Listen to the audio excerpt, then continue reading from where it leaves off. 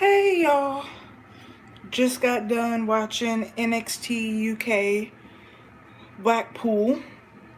It was a good pay-per-view. Definitely good pay-per-view. Um, it definitely sparked my interest in the NXT UK brand. Sorry y'all, I'm in my kitchen. I'm about to cook and stuff, so I just decided to give y'all a little something. So I'm gonna be going in and out of the thing. But yeah, it was a nice pay-per-view. I really liked it. Every match was great. My two favorite matches of the day were definitely Rhea and Tony and Pete and that dude's name. Sorry, I cannot think of his name. But yeah. Also, let me just get this out there. This is gonna be a NXT UK review, and I'm also gonna be doing my second half of my comments from this week. So what I'm gonna start doing is I'm going to start doing like reviews and stuff on like Tuesdays or Wednesdays, and I'm gonna have like comments and rumors mixed in with that. And then on Thursday or Fridays, I'm going to finish those comments and stuff. So yeah.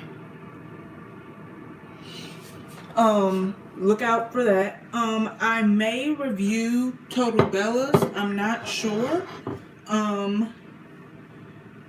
Depending on, what it is, I'm not sure. And my reviews are probably going to be very different than like the ones on Facebook or even AfterBuzz, because a lot of the times they don't look at the bonus clips or, the Total Bellas exclusives on the Bellas on the Bellas YouTube channel. And for the most part, a lot of the times, those clips be a part of the storylines, and they sometimes even connect the storylines. So I like to, when talking about it, if it wasn't on the show, then that's where it was. So yeah. But I'm also going to be starting up with my match reviews here soon. I'm going to be starting up with my match reviews soon. I'm also going to be doing a lot more cooking stuff on my channel. And yeah, so yeah.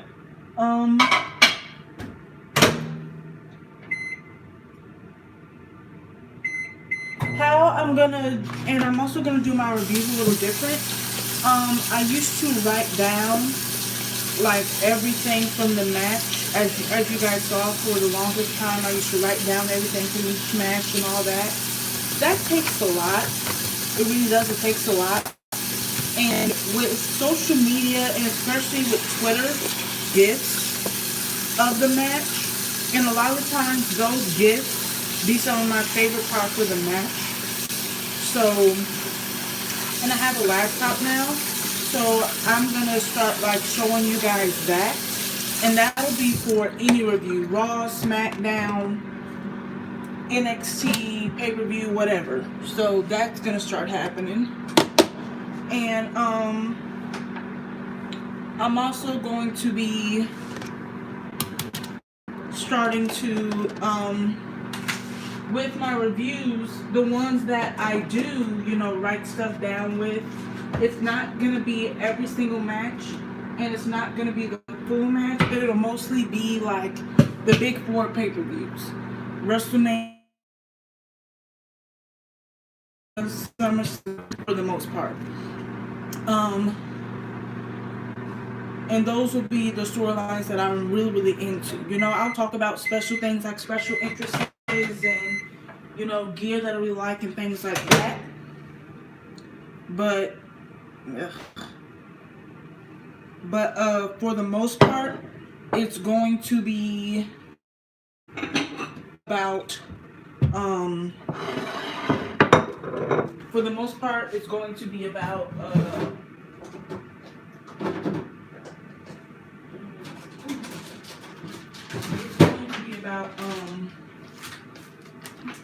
it's going to be the women. So and then when it comes to the order of my reviews, I'm going to start from the last match to the beginning. So that's going to be something different. And yeah, so that's going to be something different. But I feel like that'll help me so that way the matches are fresh in my mind and I'm not having to be concerned about, oh, if I remember blah blah blah, because I'm gonna do gifts. So that's gonna be something. So yeah. Sorry y'all, I'm making a little after pay-per-view little snack here. But yeah, so that's gonna be happening. Now let's get into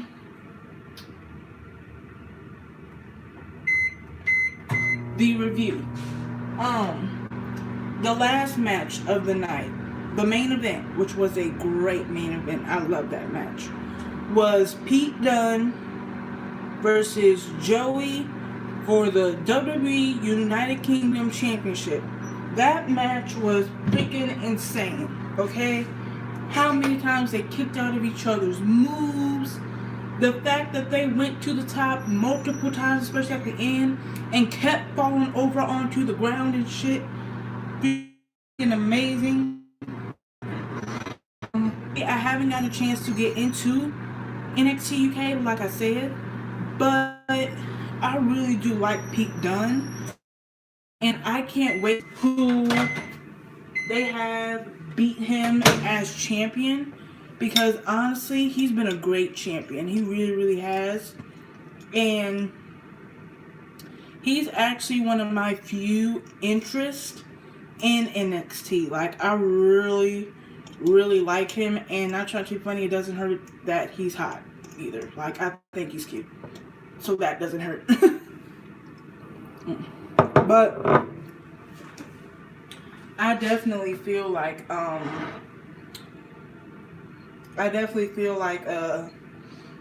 that match was already a match of the year contender. Like, and some people were like, they hope that Tony versus they hope that Tony versus Rhea would be the main event, because their storyline is just as much built as Dunn's and Joe's. But after watching both matches, I understood why this one was the main event. Like, as great as those women were, and as great of a match as they put in, if WWE had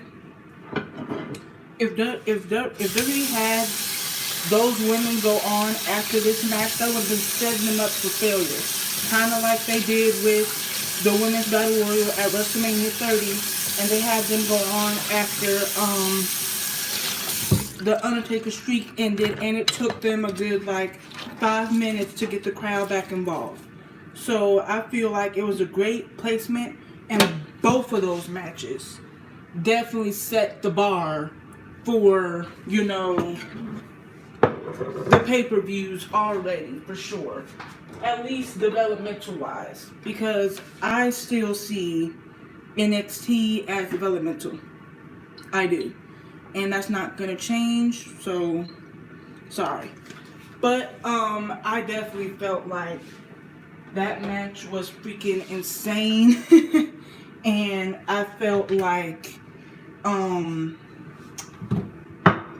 whoever the hell booked that match or what the fuck ever they did on the fly, I don't know, deserves a freaking medal because it was insane and I loved it. Um, the co-main event, I consider it, was Tony versus Rhea for the Women's United Kingdom Championship. And that match was freaking amazing.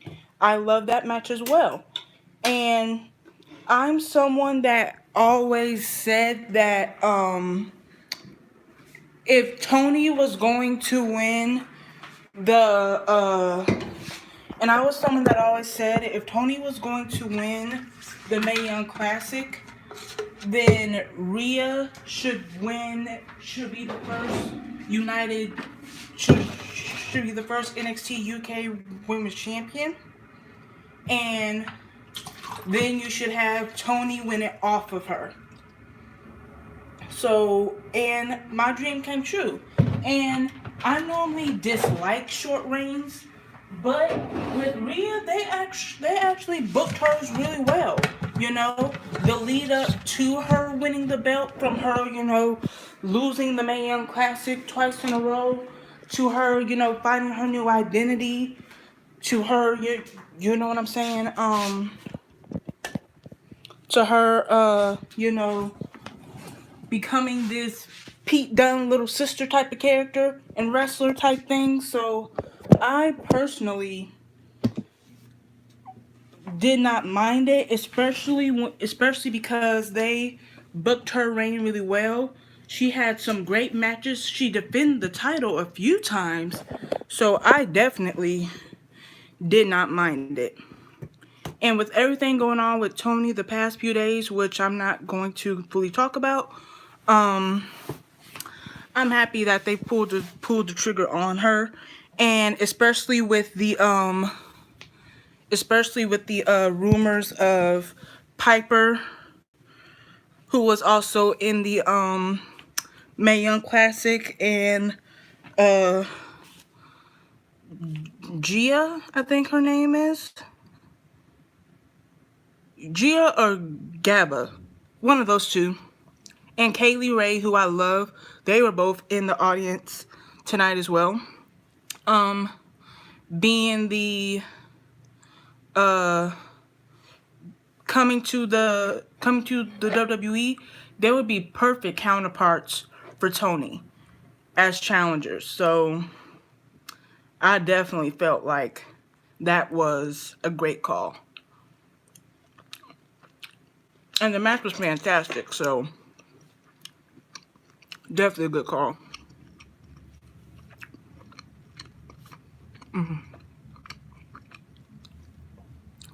And now, Eddie Dennis versus Bomber Dave in a no disqualification match. This match was really, really good. I'm a person that normally does not like monster type of wrestlers. A lot of times they bore me. The only ones that's really excited me for real was like Big Show, or you know, or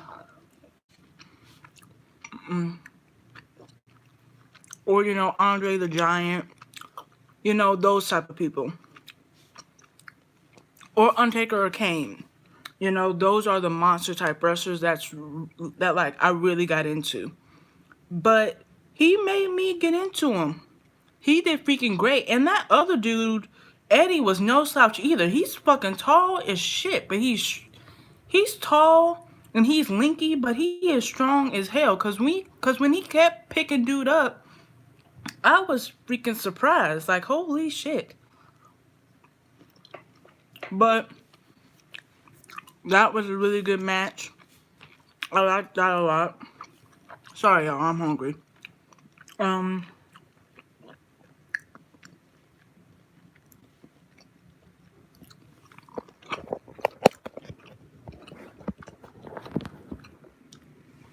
But yeah, that was a really good match. I liked that a lot. And Dave is apparently still undefeated, so they're still building him up, I guess. So it was cool. I liked him. And now, this match was supposed to be Travis versus Jordan, but something happened. Basically, Jordan re-injured Travis, so the general managers and stuff came out and said, we know you want to fight. We got a surprise for you. And Finn Balor came out. And apparently, that's a teacher-student type of thing, very similar to Brian Kendrick and TJ Perkins. So, yeah. So Finn Balor came out. He was a part of NXT UK Blackpool. And I've heard that WWE is gonna start doing like cross brands in a way, like having some main roster guys and women, probably come down to the NXTs and stuff to build storylines and have some people be on 205 Live and all that. So this was a example to see like if it would work, I'm guessing, and it did. I was happy with it. So I like Finn Balor. Don't think he's the greatest, but this was a good match. I liked it a lot. Finn Balor won, of course. And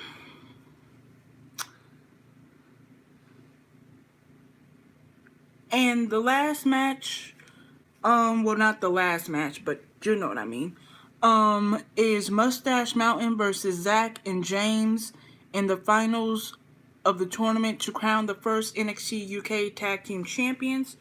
This was a really good match. The tag team moves were freaking perfect. Perfect. I loved them. So yeah, this was a really good match. Holy shit. Some of these moves and these sequences were freaking crazy. But yeah, really good match, really great crowd opener. And Zach and James won. So, clearly they were the heels. But, like I said, in my opinion, I feel like sometimes having a heel champion win and then, having them turn face or turn tweener or whatever, and then having a full-on heel team beat them and having a face team beat that person is great. So, because that's what I see happening with the women's tag titles. So, me personally, this was a really good pay-per-view. I liked it a lot, and I thoroughly enjoyed myself. So yeah. So that was my review for the, I didn't do the gifts, obviously, but I'm going to start doing those. So that was my review for Blackpool.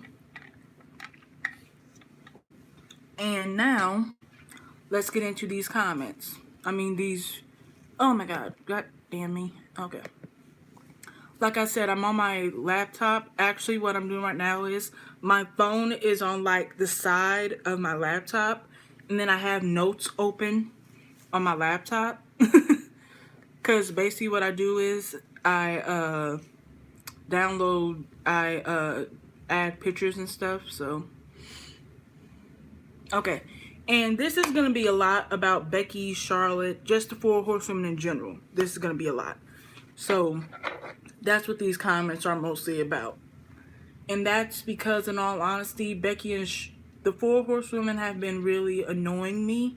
And it's not particularly them, more so their fans. That's been annoying me.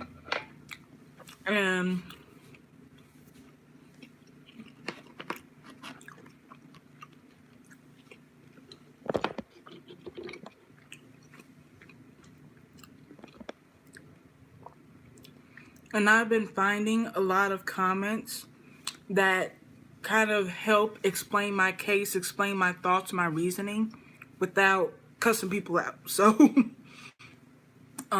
yeah. Okay, so someone said,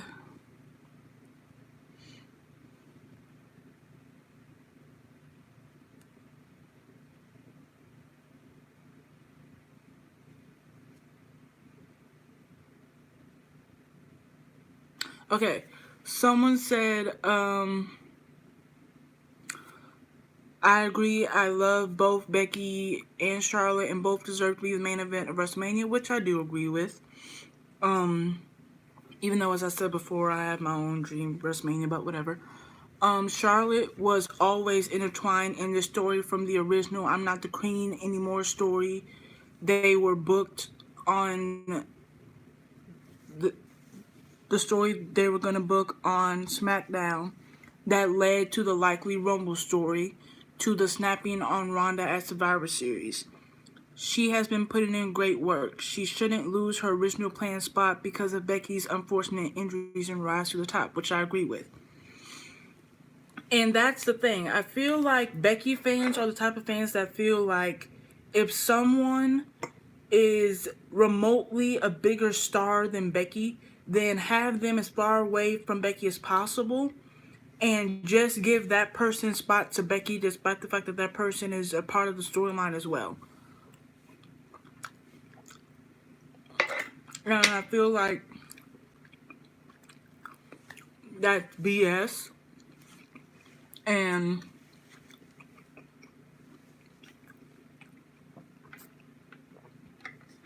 it's one of the main reasons why I dislike Becky fans. Like I said, Becky and AJ are in the same boat with me. Their fans, the way that they're booked, how they wrestle, all that is so very intertwined, and that's why I have such a passionate feeling when it comes to Becky and why it's not always positive. Because she just reminds me so much of someone that I feel like did not deserve the praise that she got, and it's insane.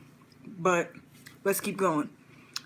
Well, Becky and Rousey, because basically someone said that Ronda and Charlotte had no real story, and someone said, well, Becky and Rousey had no real story behind it either, other than a champ versus champ match on a pay-per-view where brand versus brand was a concept. It was only developed into anything when Becky invaded Raw prior to Survivor Series. Charlotte fighting Rousey was a long-term plan that WWE would have started to build on, starting with the Rumble. The difference is Charlotte and Rousey had a great match that ended with Flair beating the hell out of Rousey and getting DQ'd. Becky and Charlotte had physically beat Ronda up in the same week, while Rousey mentally got payback by costing both of them the SmackDown Women's title without having to lay a finger on either of them. A triple threat is a great way to let all 3 men go at it in a no DQ environment. We all know these feats can take bumps. And I agree. I definitely agree with that. It seems like Becky fans just want Charlotte thrown out of the way because Becky's character is hot, but it's like they never think about the full story. They only think about the now, what's in the now. They never think about what's going to happen 2 months from now or 4 months from now. They never think about that.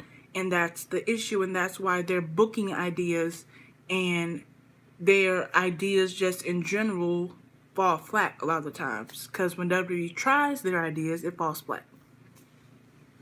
A person basically said no one wants to see a triple threat. They want to see one-on-one with Becky and Ronda, which is a damn lie. The only people that I see that want Ronda and Becky in a one-on-one is online. A lot of the people that I talk to outside of online want the triple threat because they feel like Becky is not the in-ring general that a Sasha or Nikki or a Natalya or Charlotte is, that could carry Ronda to a amazing women's main event match the way that Charlotte could. They feel like character-wise she's ready, but match-wise she's gonna fucking screw it up. And I agree. I'm sorry.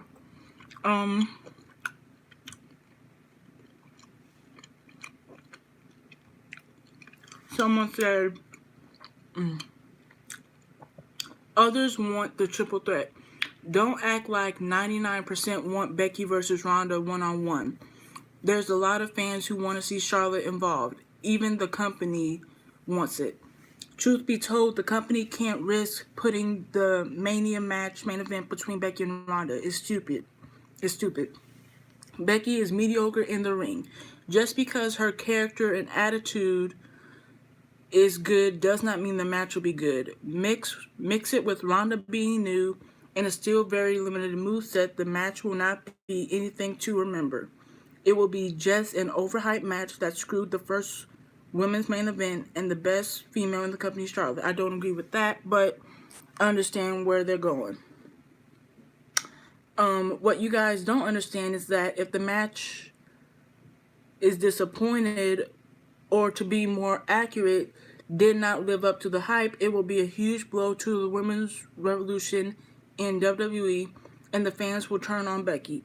And to be honest, it's Becky who's stealing Charlotte main event spot. Charlotte has worked hard for 5 years, and it was Ronda and Charlotte first. Becky worked hard too and deserved a main event spot too, but it should be added to the match, not replacing Charlotte, which I've said as well.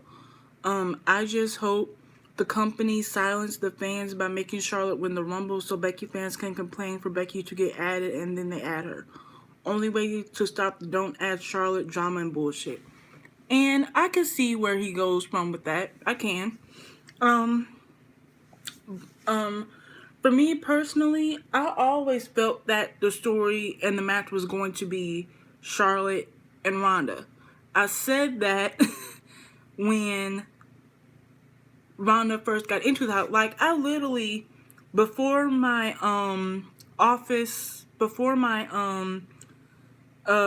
building security person quit, we used to talk for hours about wrestling. And when I told him that Ronda Rousey was going to be in WWE, and I said that it was rumored that that Nikki and Ronda was going to be the main event at the first Women's WrestleMania, he's like, oh, so then that most likely means Charlotte is going to be the main event of WrestleMania, if they consider women. And I'm like, yeah. And he's like, that makes perfect sense. The first ever all-women's pay-per-view, main evented by the so-called new leader of the women's main event versus the golden girl of, one of WWE's, in my opinion, their best eras. Because me personally, I did not dislike the Diva era or the Attitude era or any of that. Me personally, that's what helped make me become a real wrestling fan, especially with the women. But, yeah, he's like, it's a mix of not old and new, but like,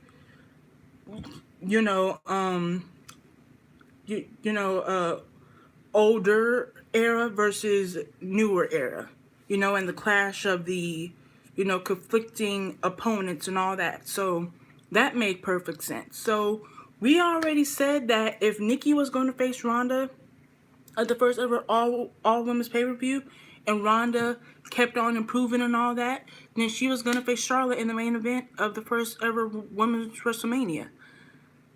And just because Becky caught steam for 4 fucking months as a character, and the help of Charlotte, might I add, because a lot of Becky fans seem to act like that was all Becky, when in all honesty, if not for Charlotte being the heel in the story, I guess, Becky would not be as over as she is.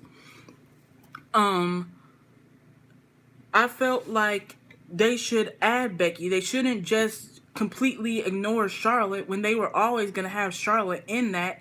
And Ronda always said that she wanted Charlotte.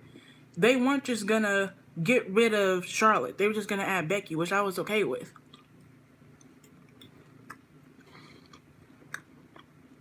So, yeah.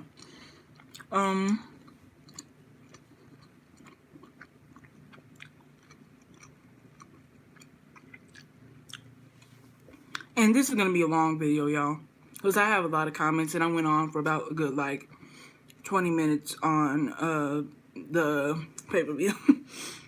Someone says Ronda is not Sasha. Becky, because basically, a lot of Becky fans love to point to her match with Sasha at NXT TakeOver in developmental 4 fucking years ago, as a way to sell her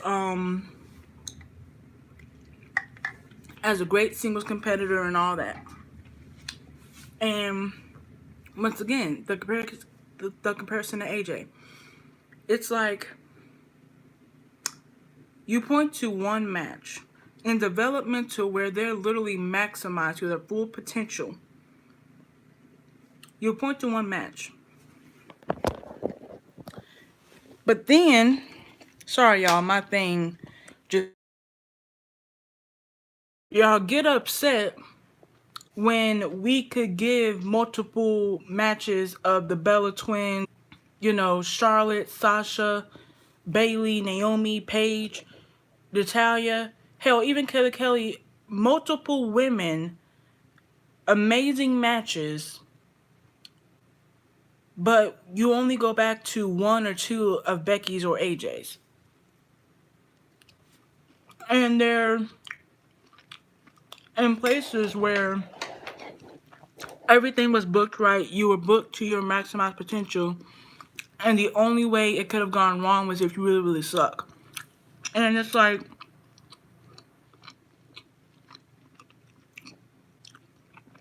when your fans' main argument to support you is your ring work, but they can't name but one match in the last 5 years without another horsewoman, clearly you're not as good as they think you are.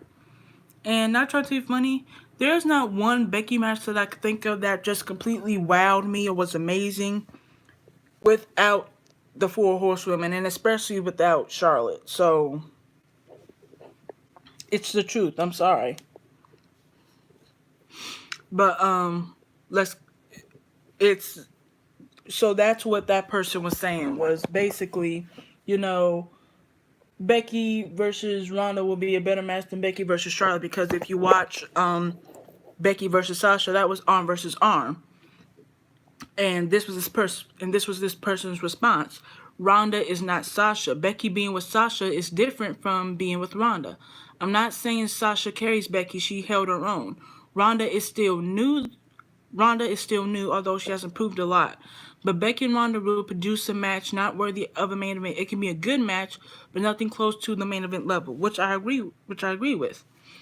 And someone else said, I've seen it.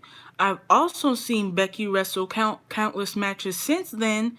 That is clearly her best work. I have to agree that Becky's in-ring work is mediocre. She isn't bad, but she isn't one of the top workers among the women either. I don't think she's better than Sasha, Charlotte, Asuka, Ruby, or Nikki in the ring. And I agree. And someone said, it drives me crazy that people keep pointing to that one match that happened, 5 years ago now at this point? And it's annoying.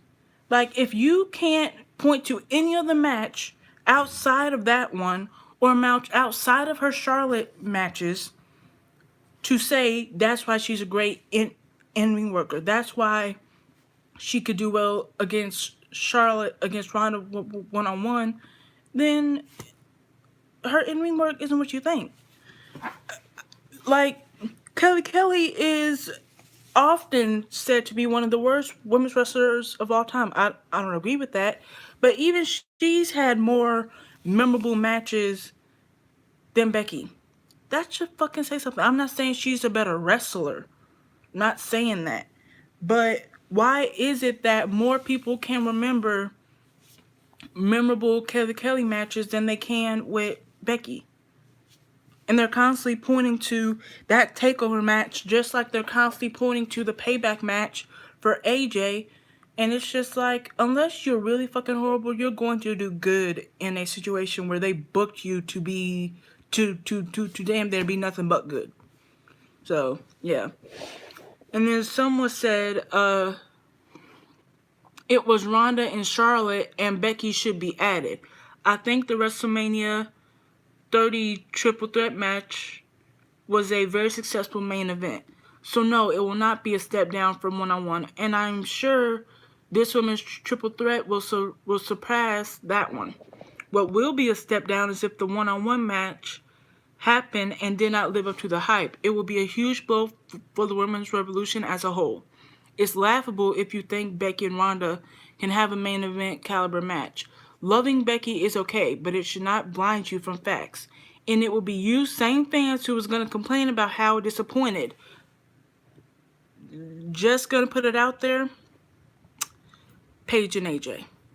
Just going to put it out there. What I just read, Paige and AJ. Overhyped, overproduced. Same ones that complained are the same ones that overhyped and produced it. Just saying. On to the next. You may argue why we think Becky and Ronda cannot have a main event caliber match. First, I think they will have a mediocre match. Not a good or bad. Not good, not bad, and not good.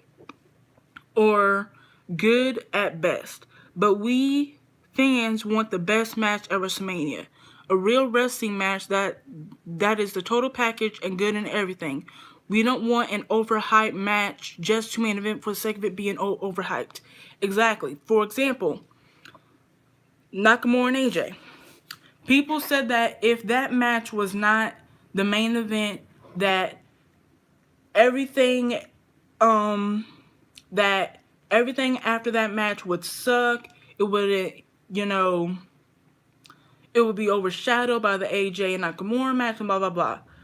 The opposite happened. The opposite happened. Because people take what they see in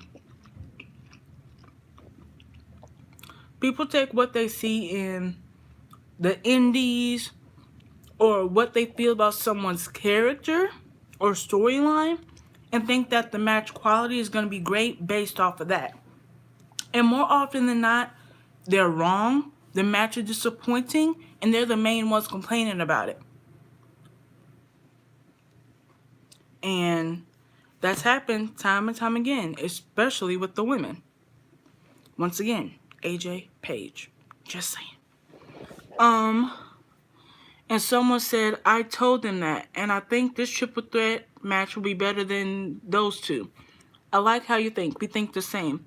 These people don't realize that Becky's mediocre in the ring, although strong in attitude. And with Ronda, you have a bad recipe for the main event, although Ronda is improving. And just like I used Nakamura versus AJ, they did it well. Nakamura versus AJ was called a dream match and etc. It was very hyped. It was good. But people don't remember it's good. What they remember is it did not live up to the hype. And I think the situation with Becky and Ronda is going to be a lot worse without Charlotte. And I agree. Someone said, I've been reading through the comments, and I find it remarkably ironic that Becky Lynch fans now want Becky to be booked the same way that they've been complaining about Charlotte being booked. Pretty self-explanatory. Hypocritical assholes. And someone said Becky doesn't need all of those things. One or two is necessary. She's the hottest female star in the company right now. Which I don't agree with, but whatever. She can take a clean loss. If one loss, clean or unclean, to someone the caliber of Asuka is enough to derail all of her momentum, then she doesn't have as much momentum as we all think she does. She can get her match with Ronda without winning the Rumble. The groundwork has already been laid. They already have the history. There are ways to get there. Have Ronda call her out or something. Winning the Rumble is the easiest way for that match to happen, but not the only way. As you mentioned, this is all one sustained push going over 6 months by now. By WrestleMania, it'll be 9. If she gets everything Becky fans want her to get in the next 3 months, she won't need 2 or 3 years to wind up in Charlotte's position. She'll be there by the end of WrestleMania, which I agree with that as well. And someone said, Carmella said it best. She's popular because she finally got a personality. Which was funny. And like Carmella said, just because you were the dark horse of the Four Horsewomen doesn't mean you weren't a Four Horsewomen. You were still given more chances, more opportunities than women that have been grinding and paving the way for y'all. So you weren't held back because you were the dark horse of the four horsewomen. You were still given more than the people that truly earned and deserved those opportunities. Um, Bailey and Sasha have been together doing nothing and going nowhere for so long, and they're dragging this historic title win out for them so long. I think the opportunity is going to pass them by, just like how they never got a big match on the main roster because they kept postponing it, hoping for it to be on a big four show. And then when one would come around, they wouldn't even make the card because they lost too much steam. And like I said, the only reason why fans even want Becky, the only reason why fans even want, and like I said, another thing that I've noticed is another reason why fans want, or Smarks, I should say, want Bailey and Sasha to win the women tag titles or be the first women tag champs is so that the four horsewomen could possibly walk out a WrestleMania champion. Even though one even though one of them wouldn't be champion. And it's like, y'all don't want them to be the first women tag champions because they're a great tag team, because they're gonna help build the foundation for that scene, because they're gonna help get fans interested in women's tag team wrestling, or because, they would just be perfect, to help establish, a few teams. No. You want them simply for the fact of their Sasha and Bailey from NXT and the Indies, and simply because,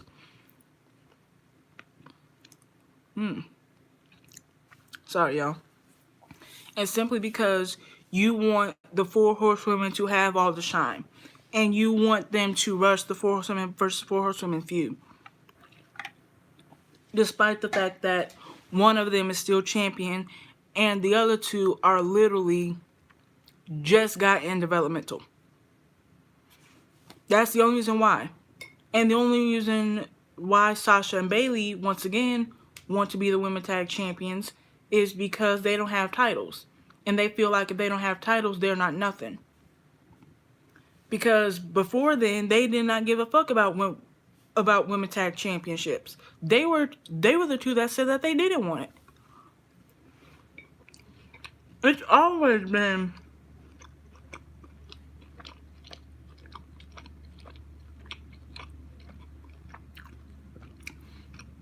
it's always been the Bellas and the Iconics pining for women tag championships since their debuts. Always. Um and this is my last comment because I've been going on for 43 freaking minutes. Big leagues. Whether or not cynical and dirt sheet wrestling fans believe it or not, WWE will always be the big leagues. They are. It's that simple. They are globally recognized. If Kenny Omega never touches WWE soil, then his legacy, well, he may not even have one. He's not that well known around the world. The common wrestling has no clue he exists. Hell, I've seen more people know who the Bella Twins were than any of the people from NJPW, I think is the name. Um, Many hardcore wrestling fans probably didn't even know either. AJ Styles himself has said nothing he has accomplished prior to WWE meant as much as debuting in the Royal Rumble. Want a lasting legacy, you have to come to WWE. Those are the facts. Cody Rhodes has worldwide notoriety because of one, his father, the amazing Dusty Rhodes, God rest his soul, and two, he was a WWE star for a long time. Those are the facts. Dirt sheet wrestling fans, the know-it-all fans these days wouldn't understand it. Guys like Dave Meltzer and the current fan base have hurt wrestling so badly for everyone who just loves professional wrestling, which I also agree with. And that is why I'm going to continue to speak my mind and speak out about these fucking idiots, because y'all are ruining wrestling. Y'all think y'all making it better. Y'all are ruining it. And WWE, Vince especially, is realizing I'm not going to listen to y'all. The last time I listened to y'all, my ratings plummeted into fucking oblivion. Like, no. So, yeah.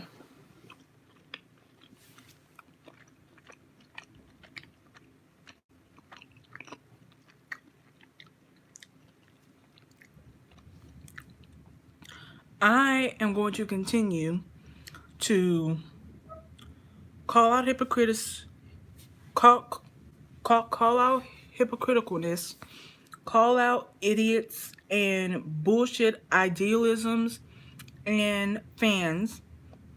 And I'm going to continue to do what I do, because I'm not one of those people that just follows, the grain, good or bad. I have my own fucking opinion. And I'm sick and tired of keeping my fucking mouth shut because I'm afraid that people are going to, cuss me out, or you spam my mentions. Fuck that. I will block your ass and cuss your ass out in my fucking next video. Like, I'm done. I'm done holding my fucking tongue. I'm done. But good pay-per-view. Tomorrow's Total Bellas. I might review that, and then Riverdale comes on on Wednesday. I'm so freaking excited. But right now, I'm going to wash my plate, and I'm going to get back to just doing what I do.